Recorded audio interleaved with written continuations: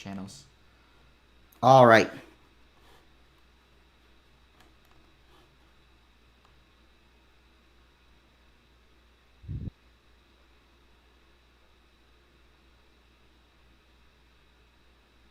Let me just make sure I have my tweet deck open here.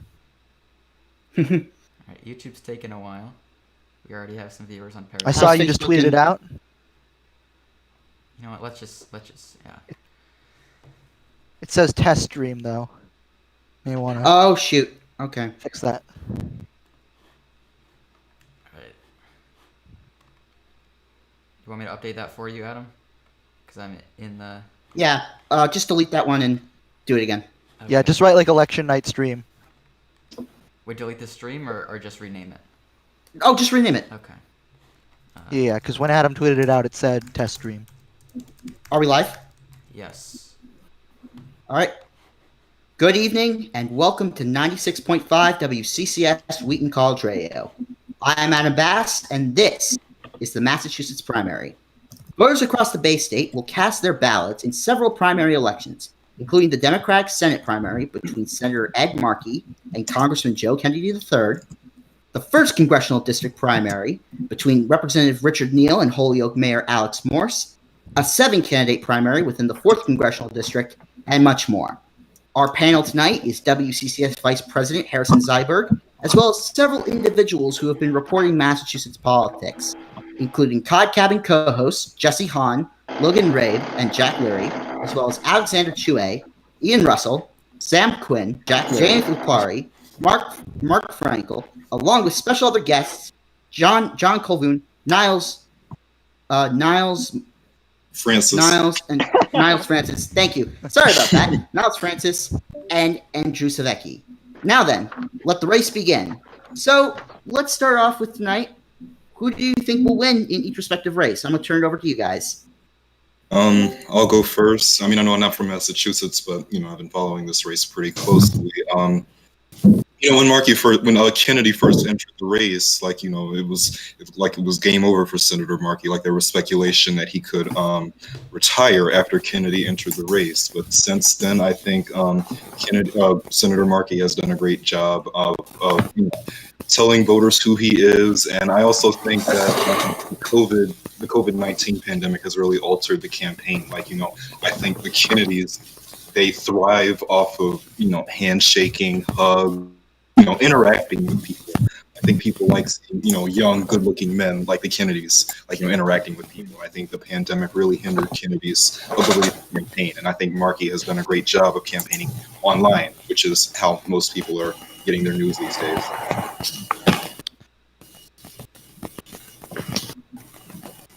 I'm going to say on this race that I would give Senator Markey about a 5-point edge. And what's going to be interesting is that I see this as a battle of what I would call the North versus the South. In other words, I expect Senator Kennedy will do well in the city of Boston. I expect Senator Markey is going to do well in the areas to the north of Boston.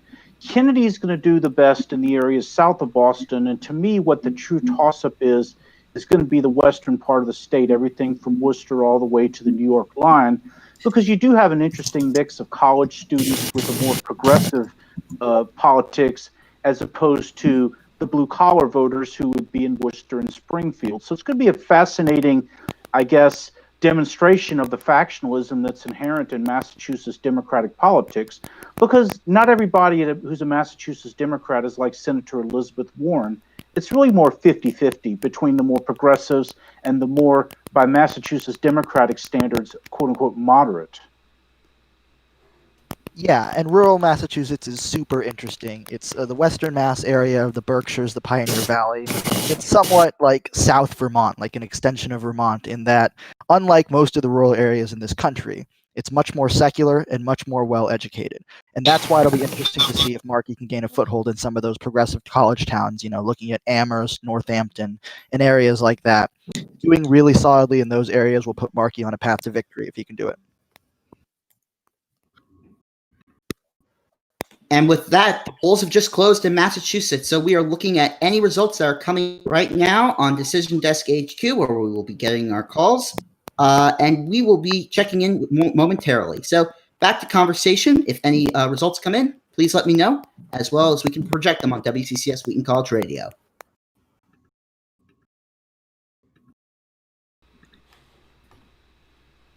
So what do people think of the That Fall being River s- turnout? Sorry, say that again? What do people think of the Fall River turnout and the turnout along the South Coast? And do people think that's going to be enough in any way to help Joe Kennedy out?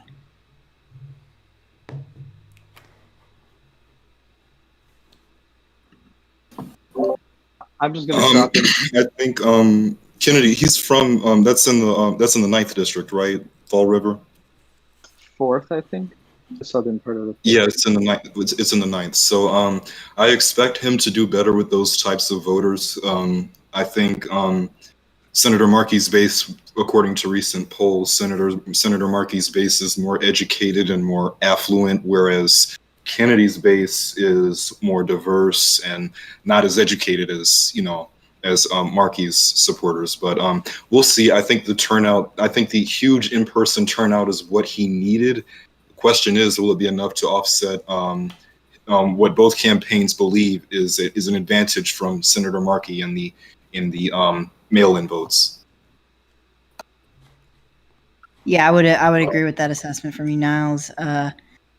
I just don't know. I mean, it could be closer than the polls predict because of this increased turnout in the South Coast, but until we get information from Worcester, we've gotten information from Lawrence and it's low turnout. I just don't. There needs to be a huge spike in all across the state rather than just in Bristol County. Well, and my thought too, when we're talking about Markey's chances, is I'm most curious about how big of a number, if any, that Kennedy can roll up in Boston proper. And I'm thinking of the Jamaica Plainses and the Roxburys and all that, because that is numerically where Kennedy needs to run up a big total, because I would expect the university and or affluent towns are going to be very one-sided for Markey. The question is, who can eat into the other person's base the most? And I think that one thing that is an intangible benefiting Senator Markey is the fact that he's the incumbent. So there hasn't really been a compelling reason that Kennedy has put forth as to why Senator Markey shouldn't be reelected.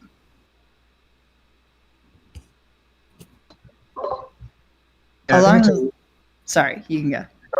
I was thinking it's a real question because moving forward, I think he's growing up in Massachusetts. The Kennedy name has always been famous. It's always carried a lot of weight with it. So this will be the first race where we see if that's starting to go away, if the Kennedy name just doesn't mean straight to the office, straight elected anymore. So I think it'd be interesting to see that. And then Markey, who has been an incumbent, but relatively unknown. He wasn't really widely known before this race started to heat up. Again, I'm from his hometown, and I knew about him, but I didn't really know any of his policies until fairly recently, comparatively to his tenure in office.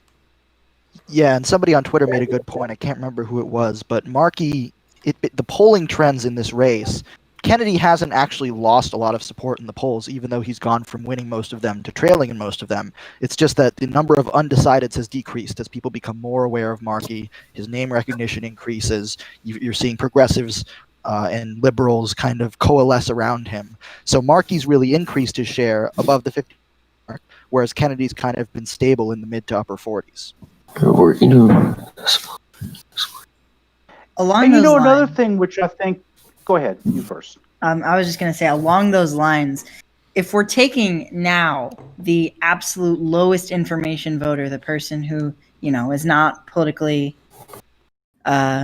well-read like many of us are, I think at the beginning of this whole campaign, Kennedy would have a pretty obvious advantage with that demographic, but now not so much. I'm not sure among that lowest information demographic whether he has an advantage anymore or if it's just small or.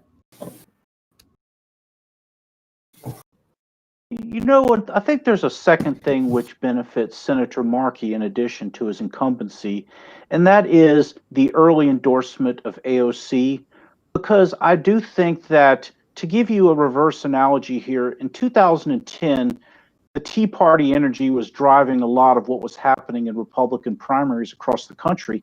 I think the flip side is applicable this year, where progressive energy has not only been powering solid reelection wins from each of those who are the members of the quote unquote squad, but I think that by, attaching himself to AOC, that gives that faction kind of an additional reason to vote for Markey, when otherwise they may just treat this as an ordinary Democratic primary not worth their time.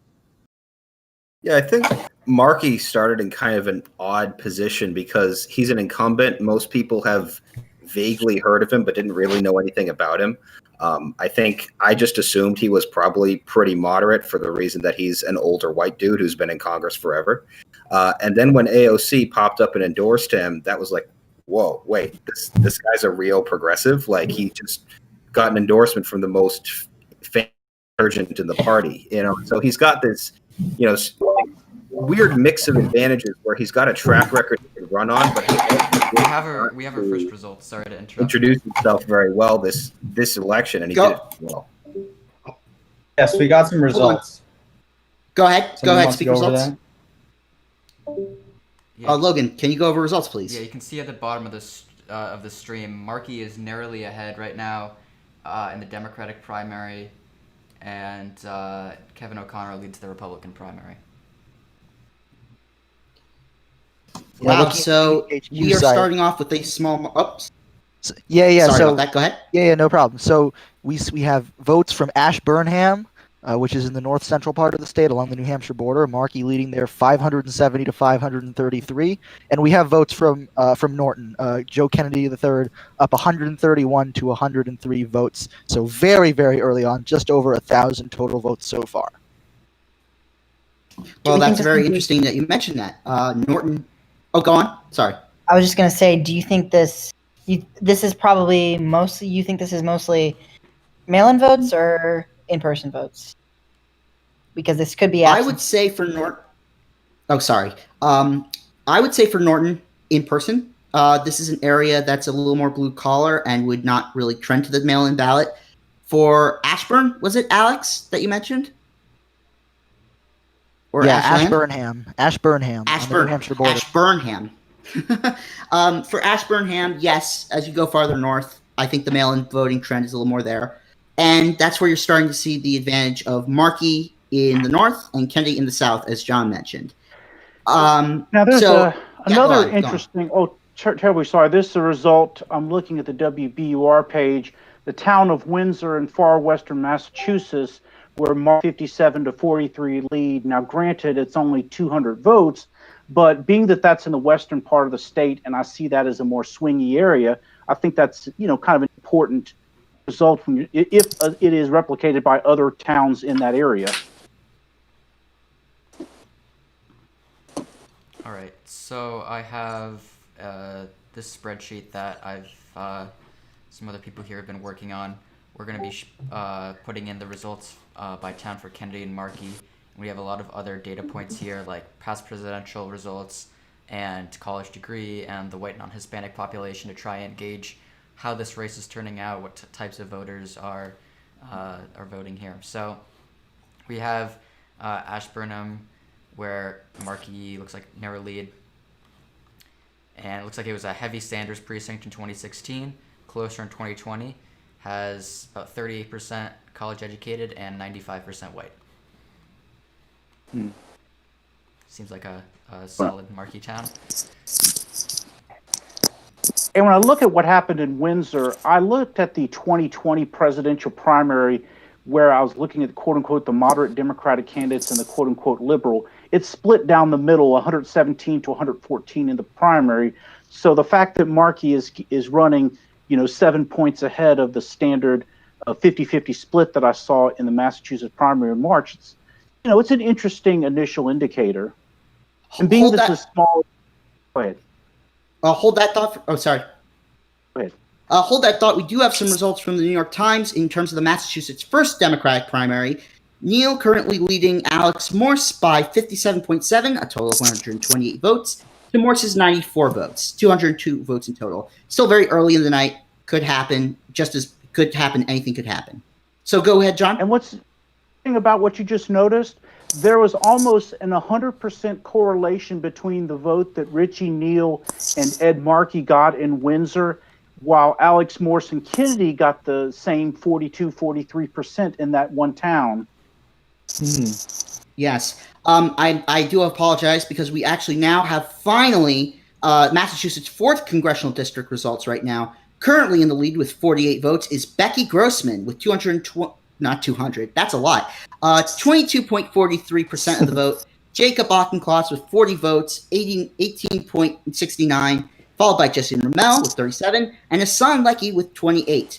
In terms of, oh, go on. I wanted to jump in real quick. We got numbers from Worcester in the Senate race. We got 6,700 some odd votes for Joe Kennedy, 6,192 votes for Ed Markey, 52 to 47. So Kennedy wins. I think if all the numbers are in, it looks like all the numbers are in. He wins this city despite that spelling debacle you might have saw over the weekend. So let me get this straight. Joe Kennedy III has won Worcester. Right. All right, that's going in the tally. That's a big deal right there. I honestly Wait a second. So are those just? Do we know if that's the election day vote and all of the mail-ins? That's a good question, actually. Yeah, is that all the? That's a good all question. The votes? how about I'm going to do a quick. I'm going to It's a look city at of 200,000, that we so that would be. Yeah, how many What? votes did they cast last time? in the 2020 primary. Looks like we have quite a bit more votes in both 2020 and 2016 than what we're getting right now. Yeah, only Be the right now, first one. and it looks like there were at least so. You had 8,000 for Biden, 8,000 for Sanders, roughly 4,000 for Warren, 2,000 for Bloomberg. So look, it doesn't look like we're near 2020 primary levels yet. Right. Okay. So this We could got- be just absentee or just in person, or Right. mail-in. Sorry, We got Kennedy. Wow, Niles, you're muted. Two more results. One is a couple precincts in Lawrence are coming in. Joe Kennedy is up 62-38. The other is a handful of precincts in Springfield where Kennedy is getting 55%. Also, we got Really? results. Decision Desk HQ. Decision Desk HQ has results from Ipswich. Markey with a 68% to 32% lead there, 722 votes to 341 votes. Essex County will really be crucial for Markey. If he can run up the score there, that'll be a big blow for Joe Kennedy III. Yes, I agree with that. Turn to a starter there. Go on. Do you have anything else? This one, I was wondering if I could ask a question, I guess, to the panel. Again, I've followed the Senate race pretty closely at this point, and I like Senator Markey, and I've watched all the debates. I'm just curious, what is the actual draw to Representative Kennedy over Markey? Because even in the debate, they had a hard time saying the differences between themselves. And based off of the label progressive and moderate, like, what's the real draw to Representative Kennedy? I think if I can weigh in on that, from the start, I think this race got a little bit more attention than it deserved because, Kennedy and Markey, they're both Irish Catholics. They both agree on almost everything. They would both vote the same way, and they would practically in the Senate. So I think really the only difference is, age and style. Like Kennedy, he loves talking to people and showing up and, talking with constituents. And I think Markey is just more of a workhorse. So I think really that's the only difference between the two. But Yes, I agree. And I think we actually have our first projection for the night. In terms from what I'm getting reports of right now, we're going to project Massachusetts 6, I believe. No results right now, but we are going to make a call very shortly. Thoughts on Massachusetts 6? It's Seth Moulton's district. It has a double primary between him, Angus McQuillan, and Jamie Besto. So thoughts on Massachusetts 6, everyone? Well, Moulton is a good fit for the district, and despite his what some would describe as a vanity presidential run didn't really seem to harm him in the eyes of 6th district voters. He's fairly moderate for a Democrat. As the party has moved gradually to the left, he's cast some votes that would be viewed as centrist. But overall, he's not been in any real danger, and there was not really any talk of a viable challenger to him this cycle. And in a district That's right. And go on. Yeah, go on. in a district that's as Republican as you can get in Massachusetts, I mean, you're not trying to appeal to Republicans, but he has a pretty impressive background with his service and his credentials. So he's just generally a good fit for that district, and I didn't see too many problems in the primary for him. Well, I believe we can actually make a projection for this now, and we are going to say that Seth Moulton will win his primary tonight. This is not a shocker to many. Moulton is a good fit for the district, and as you can see, this is our projection screen. Very, very nice. But yes, congratulations to Moulton. I believe he is facing a Republican challenger compared to many other Massachusetts voters this year. Or not voters, congressmen. We also have some more results. Interesting. In Senate, we have results from Lawrence. Kennedy it's only a few votes, but Kennedy is winning with about a little over 60%, which is not really where he wants to be, I think, at this point. And in the 1st district, we have Neal winning roughly 60-40.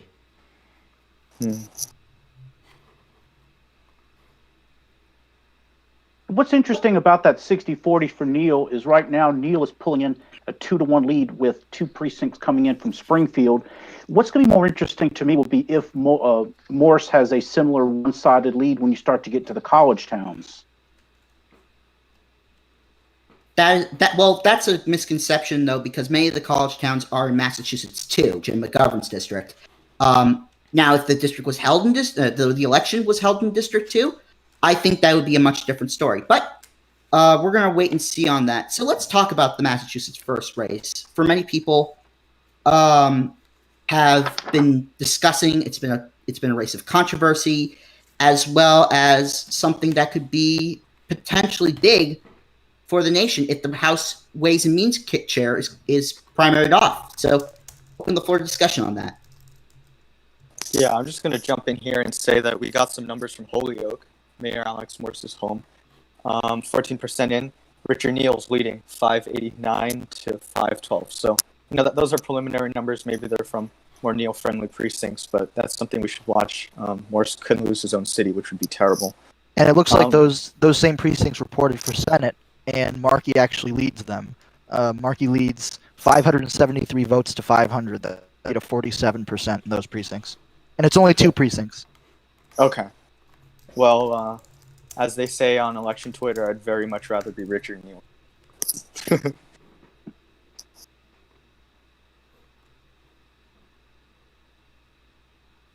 Anyone want to jump in?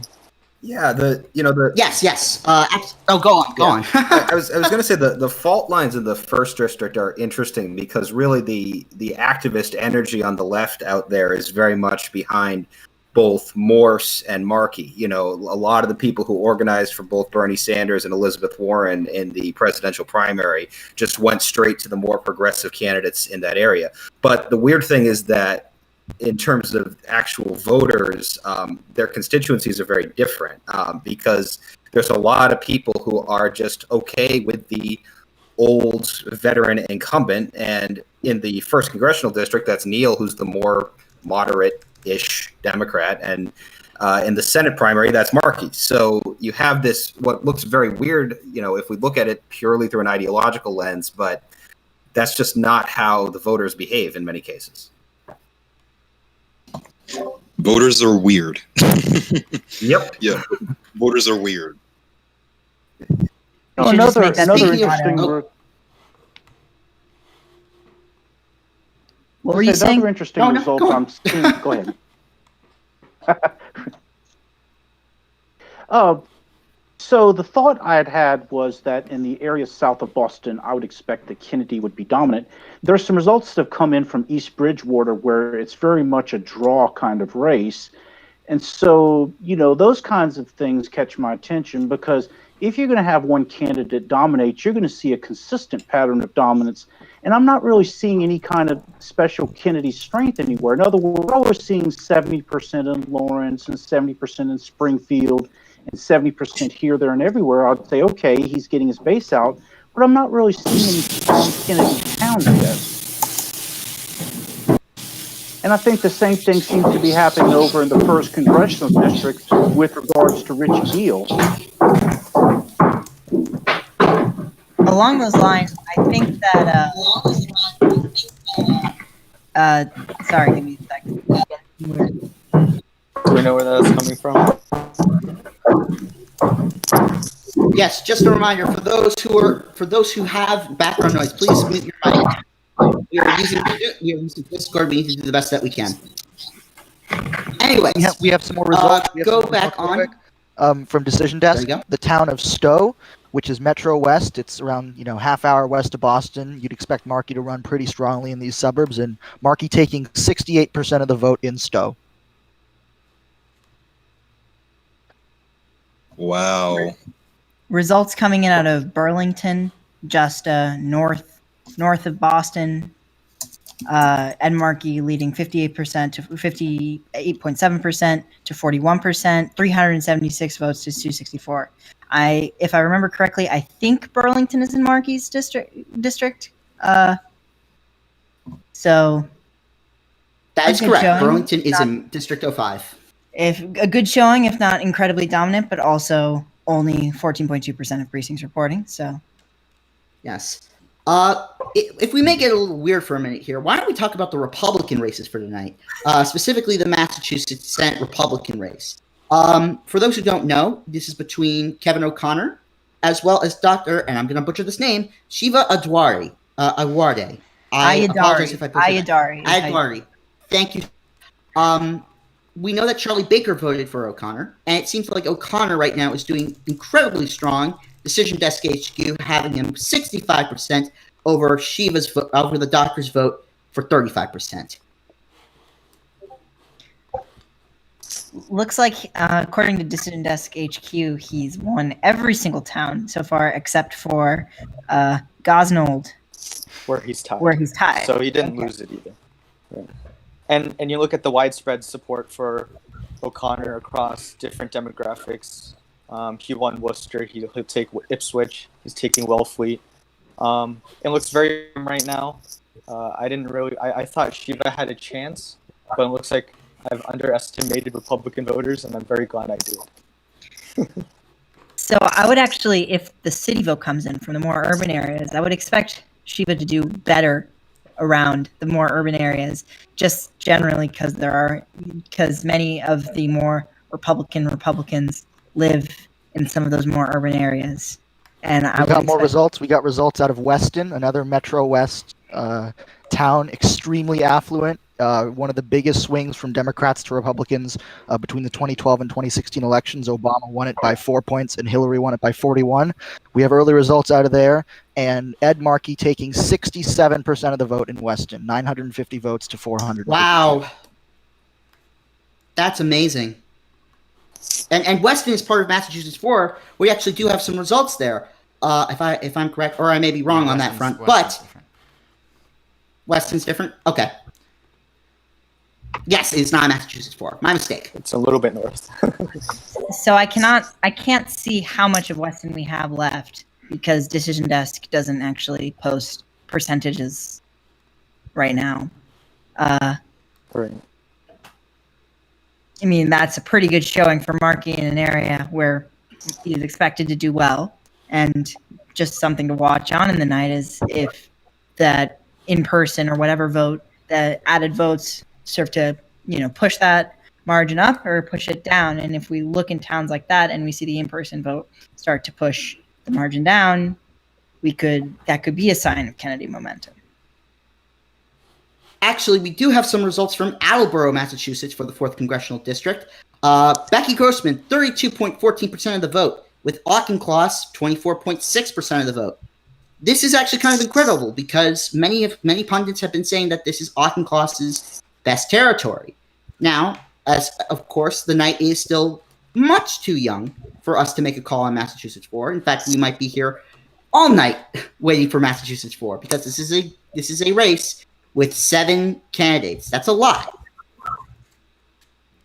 I think we also have and thus some Fall River results as well. I think on the New York Times, it looks like Auchincloss is around 30%, Grossman's at 22%, then Natalie Alinos, Isan Leckie, and Mermel is all the way down at around 7.5%. With Fall River results in the Senate race, Joe Kennedy is up 73.4% to 26.6%, 435 votes to 158 votes with 1 precinct reporting. So this is obviously an area where Joe Kennedy wants to keep that massive margin as the precincts roll in and the vote count rolls in. And we've seen some, Twitter news reports that this is an area where there has been a lot of in-person voting. So we'd expect Kennedy to do well there. And if he's not... Newton results as well. Markey... Oh, this is big. 2 precincts. Markey ahead 65-35 in Newton. Wow. That's hard. That's good for Kennedy, to be perfectly honest. See, and really the only place where I'm which- seeing any kind of dominance for Kennedy so far with all the scattered results coming in is Fall River. I would have expected he would do better in a town like a Lawrence or a Springfield or whatnot. But if he's carrying them with 55% when he really needs to get 65% and above, that's going to be problematic for Kennedy. Speaking of Lawrence, I just want to update that I think some more results have come in, I think, according to the New York Times, and Joe Kennedy is actually up 67% to 32% in Lawrence with 331 votes to 162 votes. So that would portend better results for Kennedy than what we had before. And we also have results from the 8th district. Lynch is up about 75-25 over Robbie Goldstein. I believe that's at 1 precinct from Randolph that is reporting. Okay. Yeah, Randolph. and that same precinct voted 61-39 for Kennedy. Yeah, Randolph, interesting municipality, one of the municipalities with the highest African American population in the Commonwealth, up there with Brockton nearby. So I'm curious about, I guess, different aspect of the race, but we talked about really the votes that Markey and Kennedy may take may not be too different from each other in the Senate, whoever gets there. I'm curious, is there a race that you all think that whoever wins will actually change the votes that are cast, or they always all pretty much be the same for whoever wins? I mean, Lynch, and in Lynch's race especially, because Lynch has a reputation, especially of being the most moderate House Dem from Massachusetts. He was pro-life for a while before I think he has switched to being more personally pro-life as the party has shifted left. And he's generally on social issues, same Roman Catholic kind of brand. I think Neal kind of subscribes to that brand. James Langevin in Rhode Island, 2nd Congressional District. And those, if Goldstein is able to pull off the upset, I think we'll see a big shift left in Massachusetts 8th. Yeah, and while Massachusetts 8th isn't a competitive district, what's interesting is that representatives in the vein of Lynch have tended to really overperform the Democratic baseline in recent years. So you look at Joe Courtney in Connecticut's 2nd district, he's overperformed over Obama huge. You look at Langevin, like you said, a big overperformer, even as those districts swung right. They were, as our election Twitter friend J. Miles Coleman would say, they were Trump curious. These were areas that, tend to be somewhat more culturally conservative than the rest of New England, and so swung a little bit to Trump in 2016. But the Democratic House members there are really entrenched and popular. Yes, and we actually have some projections from Worcester. Kevin O'Connor will win it by 73.7%, as well as Attleboro and Norwell, for that matter. We are getting very close to another projection, but we will have to hold on that. I do want to continue on with the 4th congressional race. We have 7 candidates and still a very tight race right now. So I would like your guys' thoughts on the 4th congressional race as a whole. Well, every time a U.S. House seat in Massachusetts opens up, Like Democrats from all over the state flock to that open district to try and run for that once in a lifetime open, because every Massachusetts, every time there's an open, Massachusetts, those safe, you can hold those seats for life. So it's not every day a once in a lifetime opportunity opens up like that.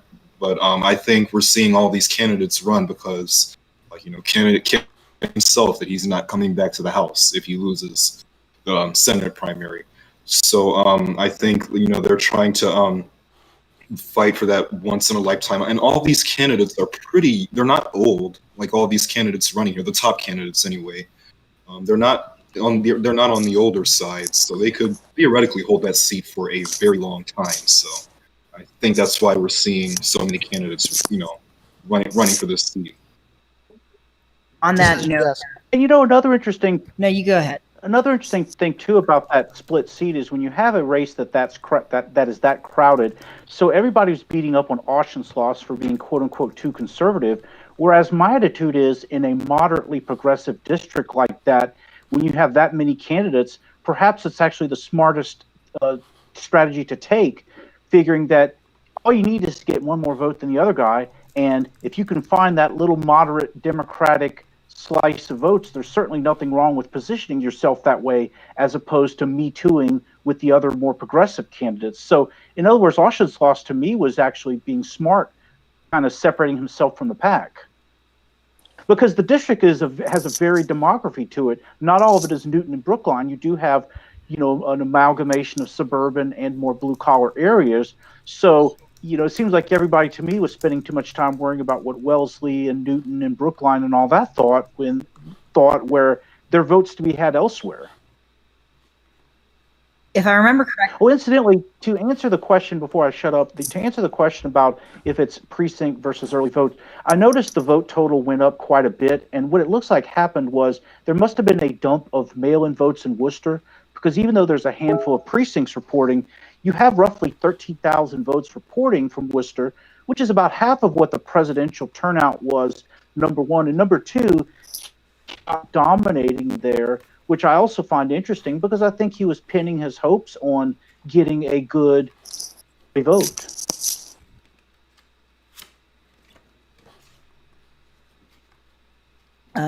Interesting. One thing, when you were talking about the diverse nature of Massachusetts 4, I think an important thing to focus on, like, for example, yesterday, Jessie Mermel focused the brunt of her campaigning on the South Coast.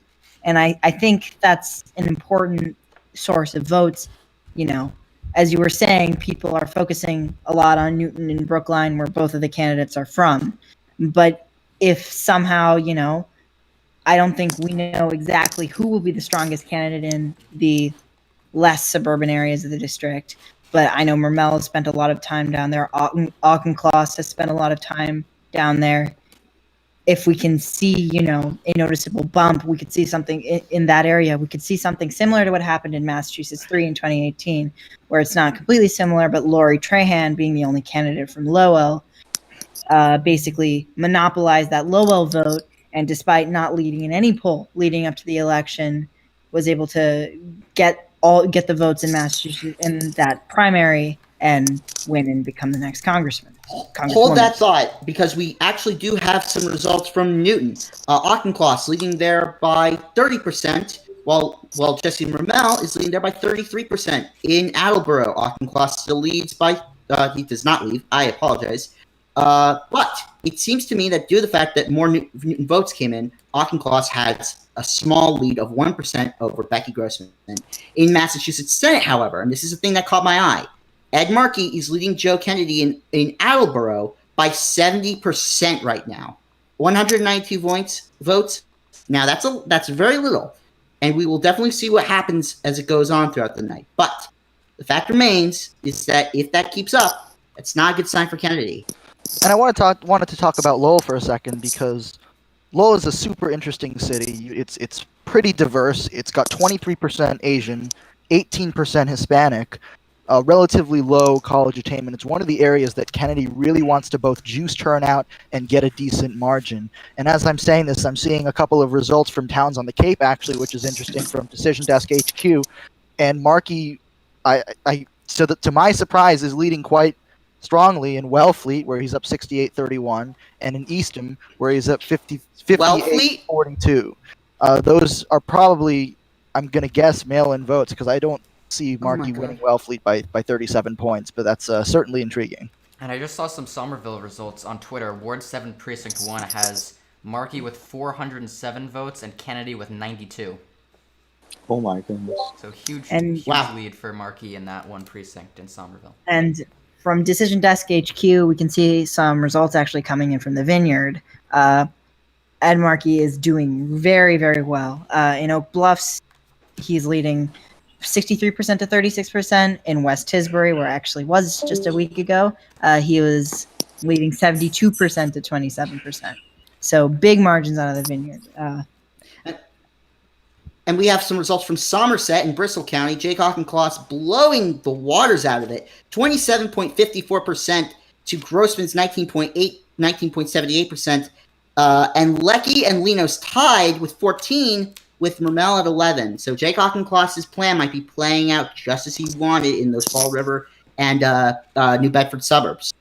And in Somerset, specifically with the Senate, Joe Kennedy is off to a big lead there, with 68% of the vote to Ed Markey's 31.5%, about 1,300 votes ahead. And also out of Somerville is interesting. One of the state house elections I was watching, the 34th Middlesex, Christine Barber, the incumbent out of this precinct, has only 252 votes. Anna Callahan, a progressive challenger, has 250. So this could be a really interesting state house race to watch as the night goes on.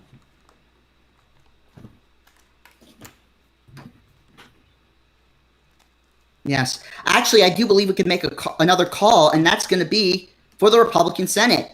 Right now, it seems that Kevin O'Connor is going to be projected, as far as we can tell. No, wait a minute. No, wait a second. Wait a minute. We're not ready to do that just yet. Newton just came in, voted heavily for Shiva. We will still keep you updated on that. As someone who's from... as someone who's from Newton, I'm not among the Republican demographic that I know, which is limited in its capacity. I've seen more enthusiasm in the Boston suburbs, in the immediate Boston area, for Shiva rather than Kevin O'Connor. And I'm not sure if it's because Shiva is focusing more on the Boston area as a source of votes, but it's just something to note. And we have some Boston. Quite a big dump out of. Hold on, everyone. Hold on. Quite a big dump out of Haverhill just now on the Decision Desk. Joe Kennedy getting 50.4% of the vote. Ed Markey getting 49.6%. That's around a 6,000 vote dump in Haverhill. The candidates basically tied. We have some results in Haverhill. Would that be? I'm looking at where Haverhill is. It's looks like it's in northeast Massachusetts. That seems like it would be Markey country, wouldn't it? Yes. It would. Yes. So I'm wondering where my town ends up. It's pretty educated, home of Phillips Academy. So I think, our priors had Markey at 66. I wonder if you could do that. And we have some unofficial results from Josh Landis at WAMC out in North Adams, Massachusetts, in the Berkshires. Ed Markey beats Joe Kennedy 1,174 votes to 1,065. And Richard Neal beats Morse 1,333 to 900 flat. So very good news for Neal. Wow. Markey doing okay out there.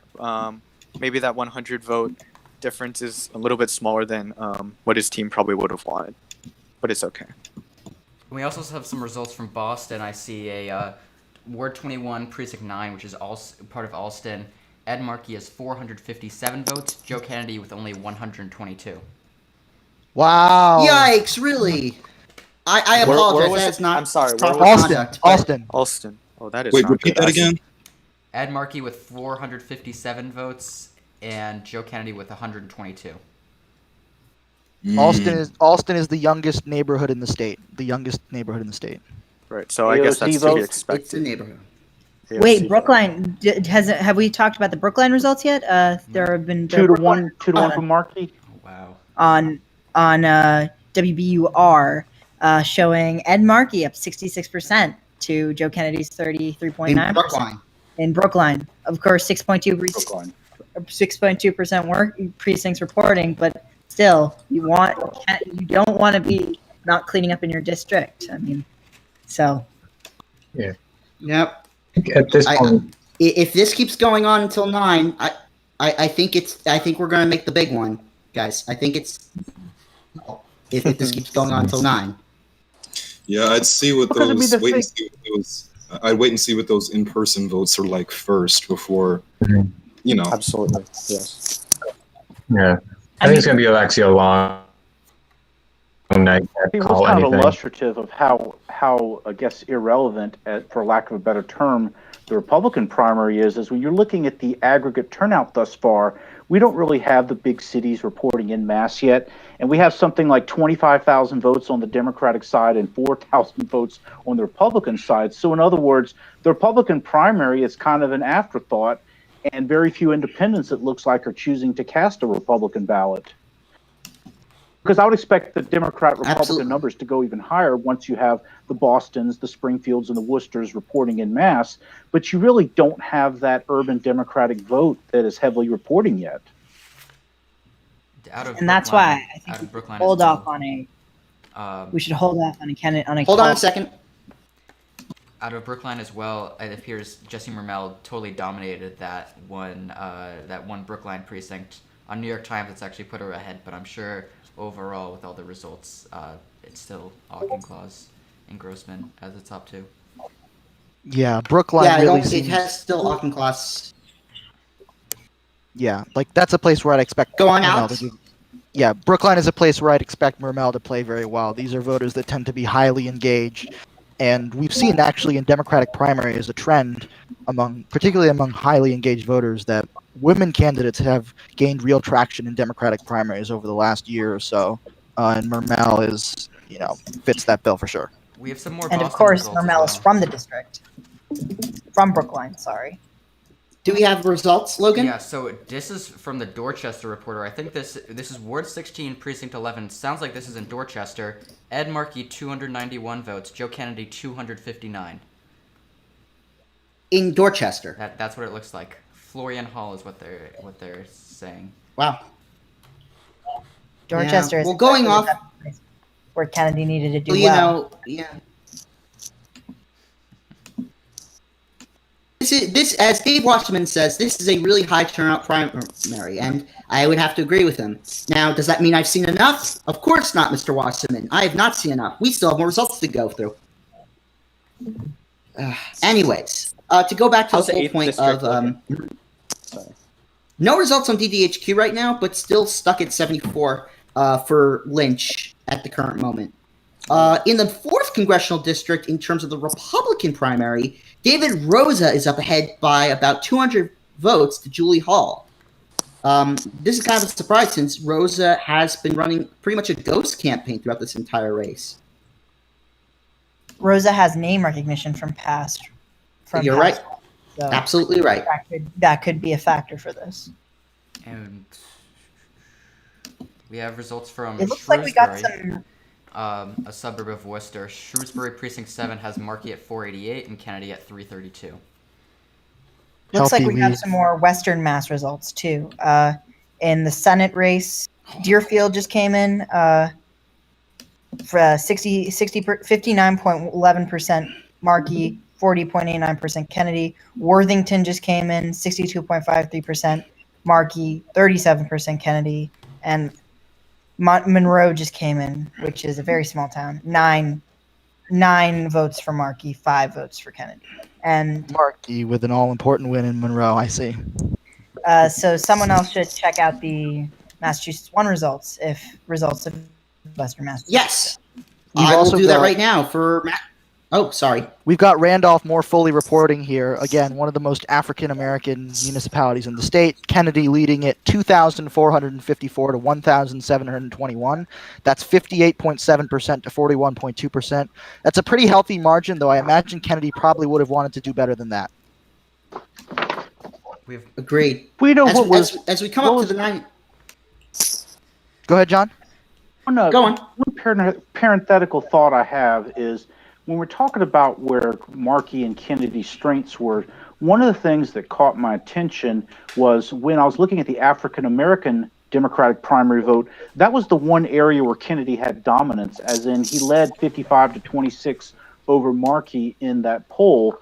So it's almost like what has to happen, if Kennedy wants to have a prayer of winning, is he's got to be getting in the 60s and 70s and so forth amongst that voter demographic. And thus far, we're not really seeing any kind of dominance from Kennedy in that area.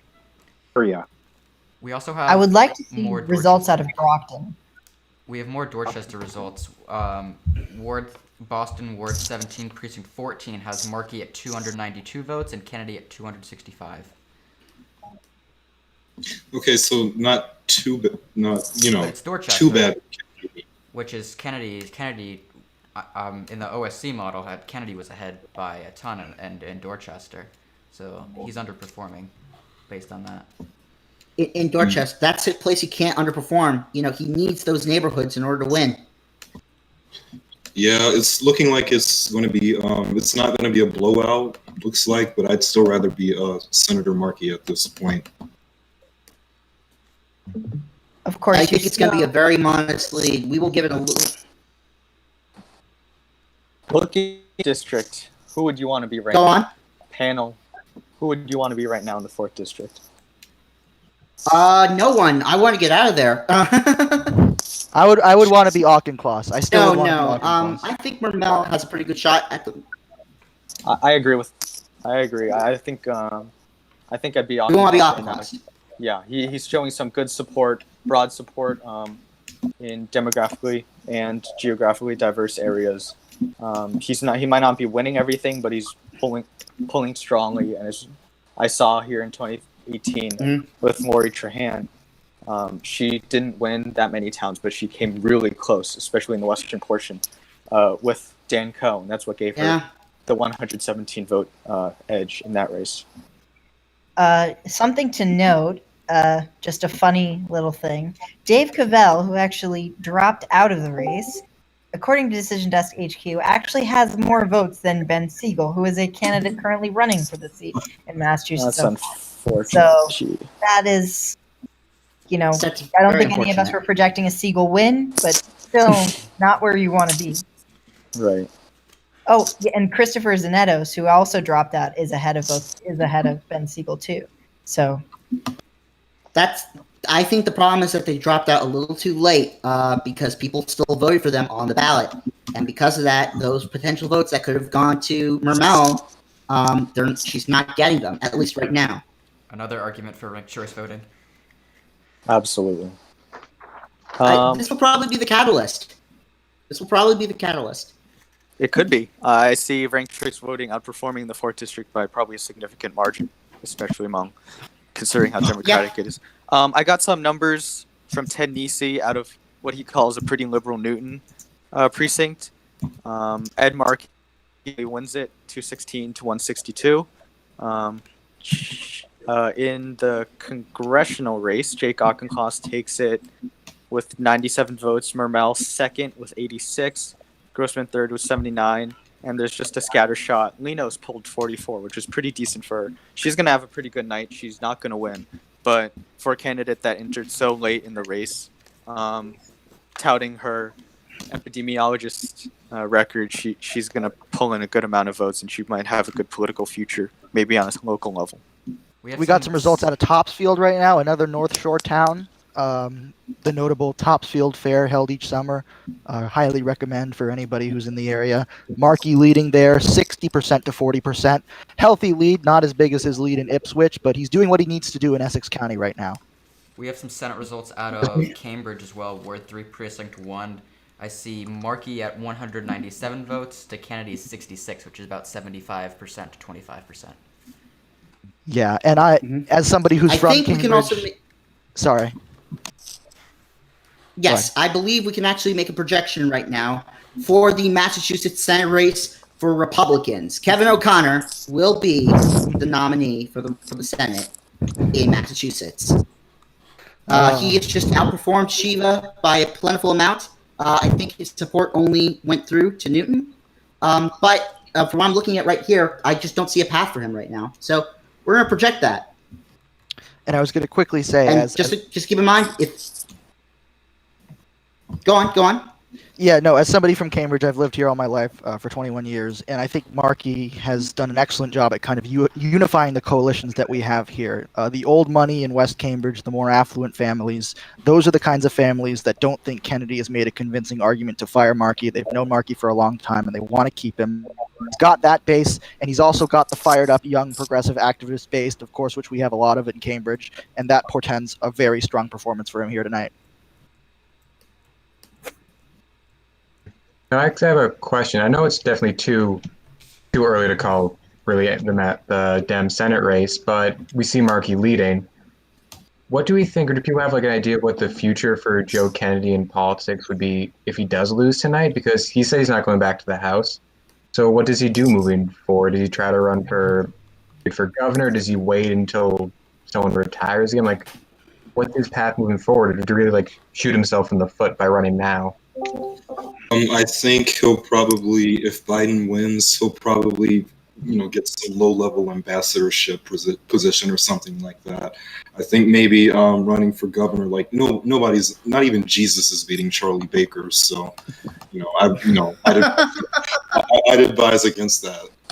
And that's what Scott Brown did too. And the joke is on us because he became the ambassador in New Zealand. They don't have COVID there. Yeah, exactly. I just spoke with, I didn't speak, but I heard from a Grossman campaign source, and they tell me that it's going to be a long night. So we might be here for a while in the 4th District. I think we expected it's that. It's going to be a long night? Yep, that's what they're saying right now. Fair enough. Think of the short term, what... Plymouth? Go ahead. Yeah, Plymouth, biggest precinct of Plymouth. Think of the... Markey 1081, and Kennedy is 1010. So wait, narrow 1080. Oh, wow. That's not good for Kennedy. Kennedy needed Plymouth County. He needed Plymouth. This is not good for him. This is dire waters for him right now. Was John going to say something? Yeah, I can't stress that enough. The point was about, Harrison's question, what Kennedy has done. In the short term, I think it's bad for him, but this is one of those kinds of things where he could easily take an ambassadorship or some other position in the Biden administration and build up some street cred and run in the future. In other words, he's got much more time on his hands than, of course, Markey does. So I just think it's a case of he jumped too soon. Yeah, so, another thing one at a time, guys.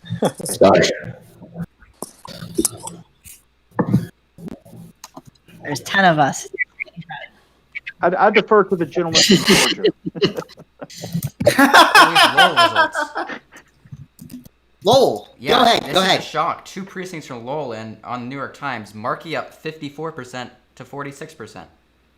Markey's winning. Wow. Wow. I think that's it. I think that might be it.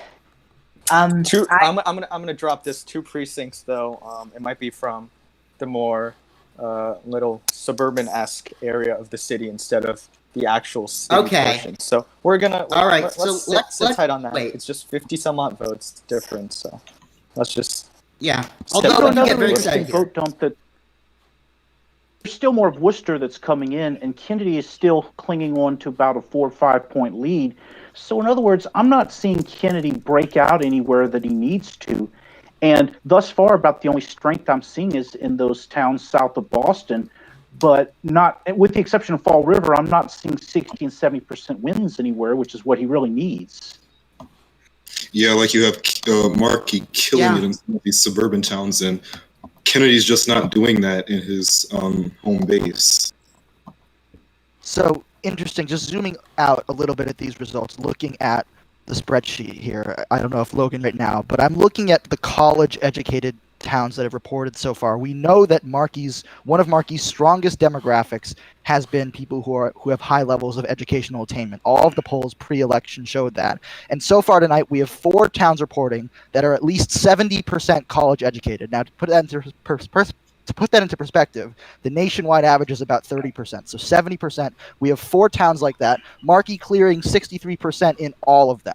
He's up 64-36 in Marblehead, 67-33 in Bedford, 65-35 in Newton, and 67-33 in Weston. So it looks like the polls were dead on in calling a Markey surge among the college-educated vote. I would just say, especially with Newton, there's still a lot of vote left, but I agree with that general sentiment that it looks like Markey is killing it with his target demographic. I think a lot of that probably just came from He's getting not really good performing where he needs to perform advertising. right now. I think Markey has had really good advertisements in these last few weeks. I mean, he released the he had the endorsement by AOC, and then that ad that played all the time, and then he had that one. I think it was like a 2-minute ad. We quoted actually JFK in it, or sort of quoted him. Like he just had really good ads that got a lot of airtime on it that I think played better than probably anything Kennedy put out. And I think the rehash of the absolutely. chair out in the hall ad was a very smart move too, because basically that shows him pivoting beyond being just a stereotypically liberal candidate and more of a reformist kind of candidate who nobody up at Beacon Hill could stand. So it's kind of a good pivot that he did by rehashing that ad from 44 years ago. So yeah, like, the results are looking close. Primary, it's definitely not the double-digit lead that we had seen in most public polling, but I think I'd still rather be Markey if these results hold. Like, we still haven't seen a lot of the in-person votes in a lot of these towns, but I don't think that's going to be enough. But we'll see. Kennedy needed just the biggest surge of in-person voting right now, and it's just not coming to him. Meanwhile, in Massachusetts 1, we're seeing a tale of two different results. In the New York Times, it shows Neal up 61% over Morse's 39%. Actually, we shouldn't be using percents anymore. I know that's a bad rule right now. Meanwhile, Richard Neal is up 1,627 votes on Decision Desk HQ, with Morse only 24 votes behind. So it is a tight race on DDHQ. One thing to pay attention to still is that it doesn't look like, at least on the New York Times, that Alex Morse is winning Holyoke. And I think that's his benchmark. If he loses Holyoke, then I think he's done. Yes. Still, it's a weird dynamic, though, because Holyoke would absolutely be Neal territory if his opponent were anyone other than the mayor of Holyoke. It's very diverse. It's very lower education. It's a very establishment-friendly town. So you could argue, I'm not sure I am arguing, but you could argue that if Morse can even keep it close there, that's helpful. it looks like in Springfield. Results. Yeah, go on. Looks like in Springfield, in the Senate, both for the Massachusetts 1 primary, we're getting big results for Richard Neal, and in the Senate primary, big results for Joe Kennedy. Actually, looks like the margin has increased from the last time I checked. WBUR 67.4% to 32.5%. So that could be a sort of in-person surge. Yes, Neal's Springfield machine came through, and that's exactly what he needed tonight. This was the thing that he built up for years, and is what he's most famous for. And in my opinion, that's a big. That is a big deal for him. You know, he needed Springfield to come through, and Morse needed to eat up into his lead. That's sort of a thing with Massachusetts politics. It's like a game of Pac-Man. You know, try to eat up as much leads as you can, and try not to be destroyed by everything else. But at the same time, this is looking really good to be Richard Neal. I would be Richard Neal in this scenario if I was him. So, if I could jump in real quick. One of the things that I think was really interesting that I think Niles talked about at the beginning is the incumbency. One of the things about the incumbency, which I think is so important about Massachusetts, is Ayanna Pressley is the exception, not the rule. I think a lot of the people in the media try to portray the 2018 victory as something which will happen a lot in the future. I don't think it is. So I think we're going to see tonight Neal is going to win by a sizable margin. And a lot of the other incumbents are going to win big, and I think it's something that where the media likes to talk about a very close race, and that's going to be the next Ayanna Pressley, the next AOC. In Massachusetts, that's very hard to do. I found the Newton unofficial result page, and they have 5 precincts in now. Markey continues his lead of about 65-35, but Mermel actually is leading in the 4th district in Newton. Becky over about 1,600 votes for Mermel, 1,400 for Auchincloss. Grossman way behind at 700, and everyone else is around 300 or less. You know, Newton was going to be a benchmark of how we measure. Yeah, it's crucial. How many precincts does Newton have, Logan? 32. And a very important update. So, out of the District 4 Republican primary, Julie Hall has taken the lead. Yes, but how much? 11 votes. Hold on 1 second, we're just going to get results here. If it will load. 11 votes. Yes, votes. very crucial. Actually, yes. Republican. Yes, but that being said, the Republican primary in Massachusetts 4 is very interesting because if the Democrats didn't have Fall River and Newton Brookline, this place would be competitive. This race would be competitive in a general race. I mean, yeah. Okay. Don't get me started on that. Jesse, Mark, and I were talking about this in a couple days ago. Yesterday. Fall River should really not be in a district with Newton and Brookline. I think it's looking. Yeah, go on. Go ahead, Adam. Yes, getting more updates from getting more decision stuff from Decision Desk HQ. Richard Neal, 50 with 3,617 votes. Alex Morse, 2612. That's, and we're gonna take a look at the numbers here. Looking at Holyoke for a minute here, if we can find it. I can't find it here. Oh, here it is. But we are not getting. Yeah, go on. Just Holyoke numbers from the Times. The Times has more numbers out of the 1st district. 29% reporting. Neal leading 1,130-71. So if he holds that edge, maybe for another 10%, I think Morse is dead in the water at this point. We also have some Amherst results now for Senate. This is Precinct 8 of Amherst. Ed Markey, 1,040 votes. Kennedy down at 245. What? That's a college town. That's definitely Markey territory. That's one of the towns. College towns. That's going to happen. And just some information there. I know Amherst College students are back on campus. I know UMass Amherst students, only those taking in-person classes are on campus. So, I mean, it doesn't affect the overall numbers, but numbers from within Amherst, we have to look at some of the college town numbers from whether students are on and off campus. And I know probably my friend who goes there said probably 25-30% of the students are on campus at UMass Amherst. So just a thing to keep in mind. Absolutely. In terms of the Senate race, not the Senate race, that's not right. In terms of the 4th race, we do have Jesse Mermel once again regaining the lead, only about 200 votes behind Auchincloss. As Jesse said, it's going to be a long night, folks. Hop in. Excuse me. No, Adam, I gotta jump off this, but it was great talking to y'all, and I'm excited to see actually how the elections turns out. Thanks for joining us, Harrison. Thanks for joining us, man. Thanks. Absolutely. There, and have a good evening. At any rate, we continue more with coverage right now.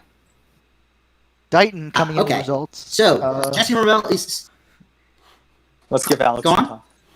Dighton coming in, both of its precincts reporting. Not sure if it's all mail-ins or not, but Kent leading in this South Coast town, 67% to 33%. Those are the kind of margins he needs, and that's an encouraging result for Joe Kennedy. Republican numbers from Dighton, because that's Rosa's hometown. Yes, let's take a look at those. We are getting word of that. Well, it seems from Dighton, if we can pull it up, please, it will seem that we have no results yet for that on Decision Desk HQ, which is weird.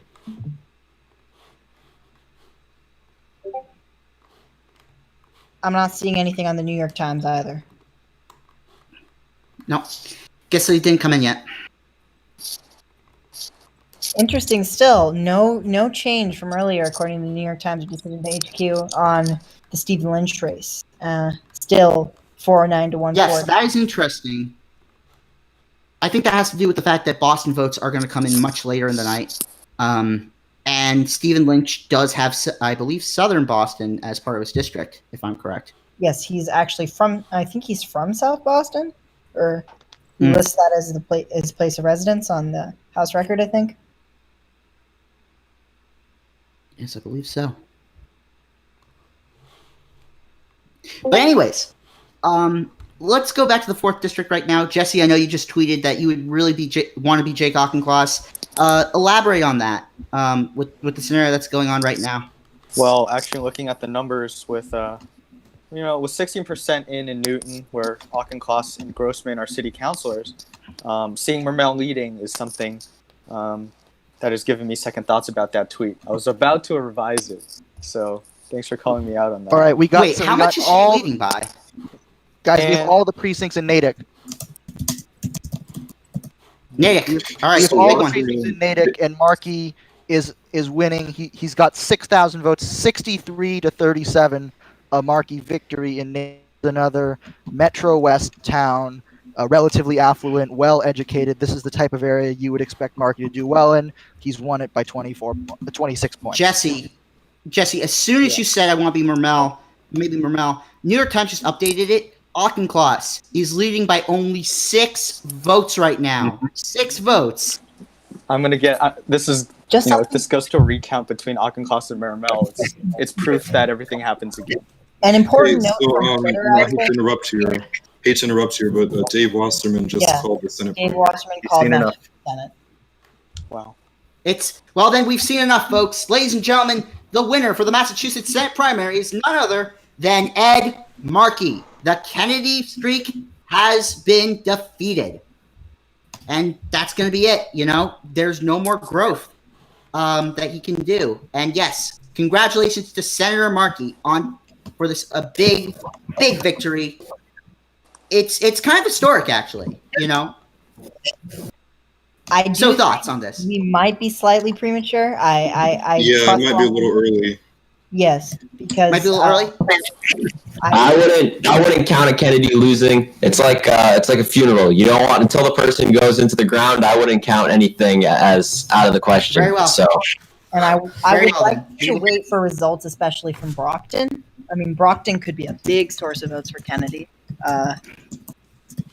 It's a combination of more blue-collar white voters and probably the highest African American population in the state, if I remember correctly. Yes. So we're going to give it a little more time. So I think I would like to see Brockton results, and I don't think we can call this primary. I'm very cautious, so But I think Markey Wasserman may have gone a little here. It's probably the most likely outcome anyway. But we still need to. I still need to see some more. Hold that thought for a minute, Niles, because here's a big thing. Stephanie Murray reports that she's hearing from sources that Markey has swept East Boston, where Kennedy started his campaign. Wow. It very well. Yeah, so maybe it Markey had a very strong support in and now Poll USA is calling. We have a lot of results as well out of Boston now. In Ward 20, which is Southie, Markey leads about 10,000 to 6,000 votes.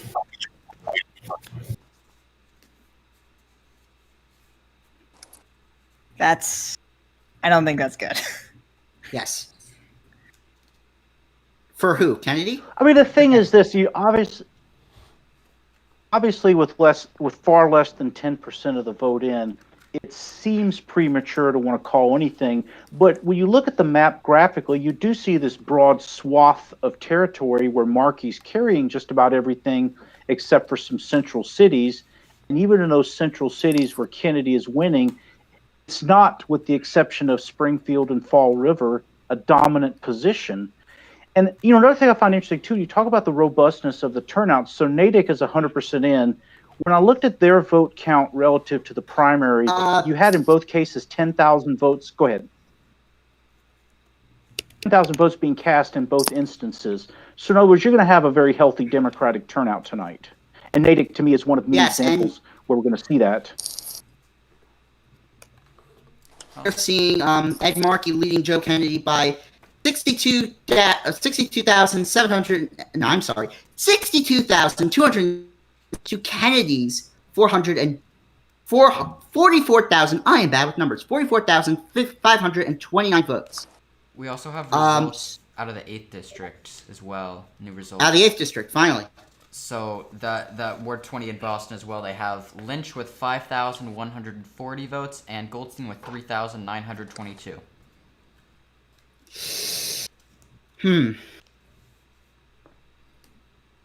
Yes. So I am actually retracting that call for Senate. I do apologize for that. I was a little too premature on that. But these things happen. I know that no one is perfect. So we are going to continue on with this coverage until we get a clearer result. But going off of the 8th district results. So can we talk about those for a minute? Yeah. It looks good for Lynch right now, obviously. I mean, but it's still way too early. I mean, from Avon and East Bridgewater, you can't really make any judgments yet. I'd like to see the South Shore come in before I see anything, because the South. I feel like the South Shore is going to be a standard Lynch stronghold area, and you want to see how Goldstein does in that area if you're going to make any predictions. Absolutely. In terms of Decision Desk HQ, we have Ed Markey leading 53.8 to, and it's just closed out for me. Thank you, Decision Desk.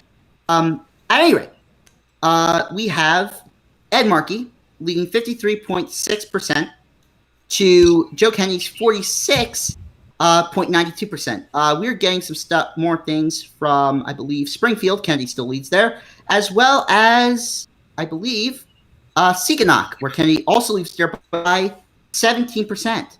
I have some Watertown results as well. Watertown Precinct 4, Ed Markey has 800 votes and Kennedy has 230. It's a Kennedy stronghold area, not a Markey stronghold area, Watertown, but it's still nonetheless a great result for Ed Markey. Of course. Yes, and the gap just keeps getting bigger and bigger. Yeah, Watertown is next to Cambridge and kind of shares that kind of Cambridge. It's more of a working class vibe, but kind of that Cambridge-y vibe, and so you would expect Markey to do well there. And yeah, looks like some more results on the Cape from New York, from the New York Times in Sandwich. Joe Kennedy or Ed Markey is leading by about 147 votes. 2,347 votes for Markey, 2,200 votes for Kennedy. In Falmouth, Markey is leading by about I can't do the math right now, but 461 votes to 368 votes, with 3 out of 9 precincts reporting. And in Bourne, Joe Kennedy leading by a very narrow margin of about 57 votes. 1,877 votes Kennedy, 1,820 votes Markey, with all precincts reporting in Bourne. Yeah. All right, we're going to take a short break right now. Hold on a second, please. We're going to take a short break right now so we can restart the stream and restart the title. But we are going to be coming back in just a moment. So we're going to restart the stream. Just hold on for a second, everyone. We will be right back.